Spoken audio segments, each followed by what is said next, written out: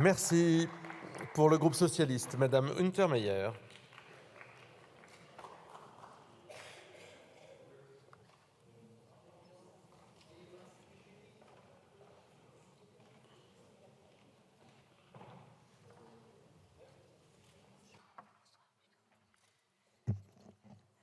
Monsieur le Président, Monsieur le Ministre de la Justice, Madame la rapporteure, mes chers collègues, permettez-moi d'abord de m'associer à ce sentiment de concorde qui nous a habité seulement hier dans le cadre de ce congrès et cette inscription historique de l'IVG dans notre Constitution qui nous fait le premier État du monde à porter cette question.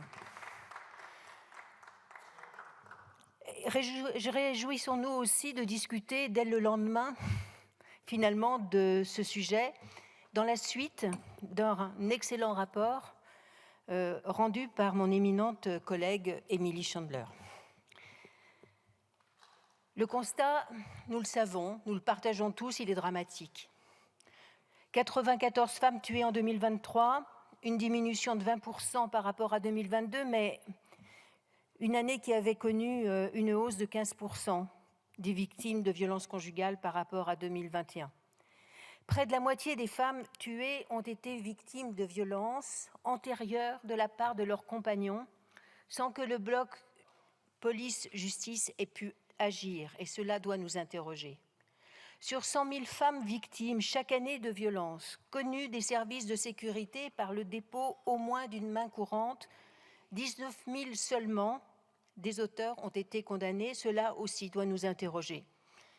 Les violences subies par les femmes constituent l'une des violations des droits humains les plus répandues dans le monde.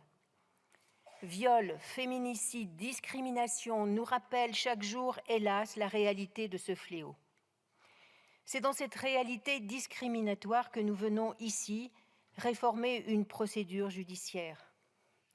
Le souci de l'efficacité nous habite. Il passe par l'évaluation au cas par cas de ces drames et doit guider nos travaux. Bien sûr, cela ne suffit pas, et d'ailleurs ne prétend pas le faire. Cela s'inscrit dans un chemin d'action qui appelle bien sûr des crédits massifs que vous avez largement commencé à mobiliser et une compétence partagée. Je ne reviendrai pas sur les mécanismes législatifs qui ont été largement précisés et développés. L'allongement de la durée maximale de l'ordonnance de protection de 6 à 12 mois, sans obligation de renouveler une procédure et de nouvelles convocations à 6 mois, c'est une mesure de bon sens, facilitatrice, une opportunité que pourra saisir ou non le juge selon la situation. Nous avions tous voté en février 2023 un amendement atténuant l'appréciation du danger, tant il est délicat pour le juge civil de le faire. Les violences vraisemblables suffisent, à notre sens, à fonder une ordonnance de protection demandée au juge des affaires familiales. C'est ce que disait d'ailleurs la ministre Aurore Bergé aujourd'hui lors des questions au gouvernement cet après-midi en disant qu'il fallait simplement écouter la femme, écouter les femmes et leur dire « je vous crois ».